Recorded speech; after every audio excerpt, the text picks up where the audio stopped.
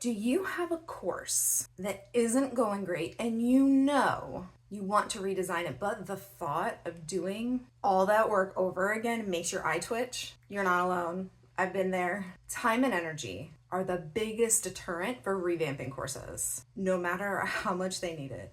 In this video, I'm going to show you how to use a course map to audit your course for a streamlined redesign so we're not throwing the baby out with the bathwater. Who am I? Dr. Catrina Mitchum.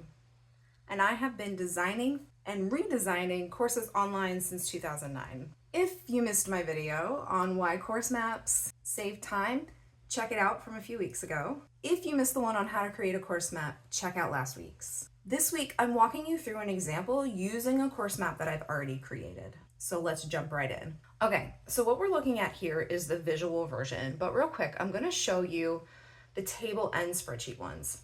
I like the visual because I can move things around, but it can get messy if that's something that makes you uncomfortable. Okay, so this is an example of what a table course map might look like.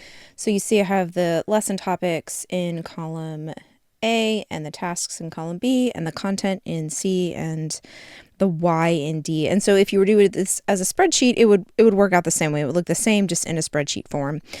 Reasons you might do it in a spreadsheet is it would let you sort and find things in different ways. So really it's just personal preference. So the big difference between the visual and then sort of the table or the spreadsheet version is kind of how you organize things. So you can see that in the visual, I had the Ys attached to the content and tasks, and here, because I made it its own column, I've got the tasks and the content. You could pull those things into here instead. It really just depends on what makes the most sense to you. This is how I kind of took a visual course map on a mini course and pulled it into a table. Okay, first, I'm going to look at my tasks. I like to color code my maps so you can see that I made my tasks orange in this case. And what I'm looking for in my tasks is any overlap. Sometimes I want repetition, so I'll want to be sure to look at the why that I've written out. If there's some overlap that needs to be there, I'll make sure that the reason for the repetition is clear. So if it's a reflection that I'm having them do repeatedly, it's because I want them to be thinking about their thinking and how their process is going. If there's overlap that doesn't serve a purpose, I will mark those for consolidation or make changes to some. And then when I'm looking at the tasks, I also like to make sure my why includes how this is going to help them reach the goal. Okay, so you can see for these tasks, all I wrote for the why was to get feedback, which ultimately that is the goal, but you want to make sure that the whys that you include are a bit more specific. So to get feedback at the early stage of ideation in order to determine viability. Okay, so that's the overall reason for the asking, but I would probably also include the, why are we formulating questions and figuring out where to ask first? The reason we want to be really specific about the questions that we're asking is we want to make sure that the course is going to solve problems or get them to the goals, right?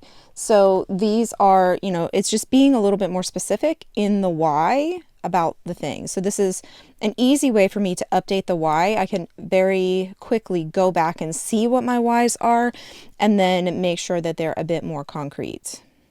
As I look through the tasks, I'm also looking to see if there are things that are misplaced.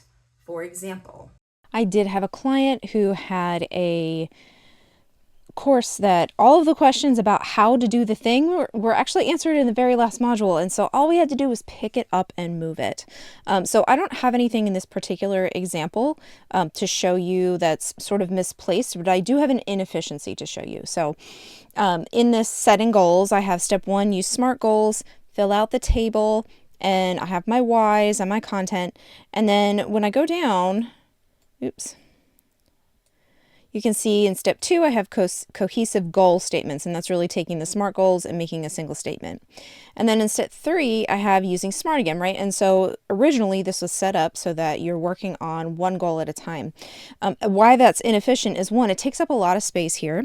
2, it's not actually how I walk folks through things. So it's often easier to kind of lay out all of the SMART things that you're having them do first, and then tried to bring them into single sentences, in part because everybody's going to have different goals, a different number of goals that they're going to have their clients complete by the time they're finished their courses. And so this would have me sort of in this never-ending loop of, okay, well, if you have more goals that you need to do, instead of being able to see them all at once, being able to see them all at once is more efficient. And so when you're using a course map, all you have to do is, in case of inefficiencies, select and delete them. So I have more down here because I had copied and pasted the cohesive goal statements. So I just delete them, and then I go up and make sure that the table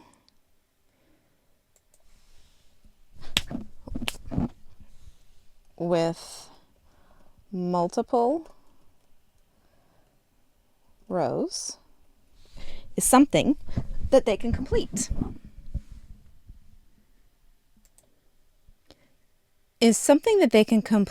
Efficiently.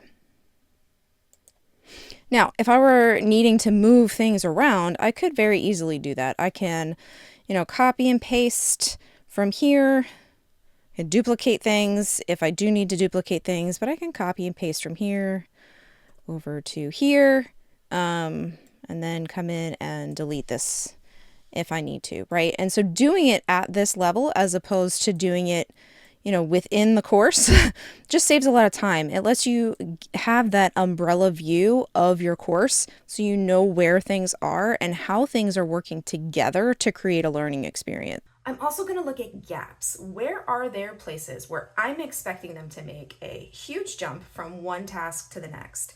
And putting myself back in the shoes of somebody that's new to this and remembering what that was like to try to make that jump. Once I move things around and I'm happy with where the tasks are taking my clients, I'm going to check the content, and I'm going to check it to see if it does a few things. 1, is it supporting the task with the why and the how and the connections between the things we're doing? 2, is it giving any background information necessary?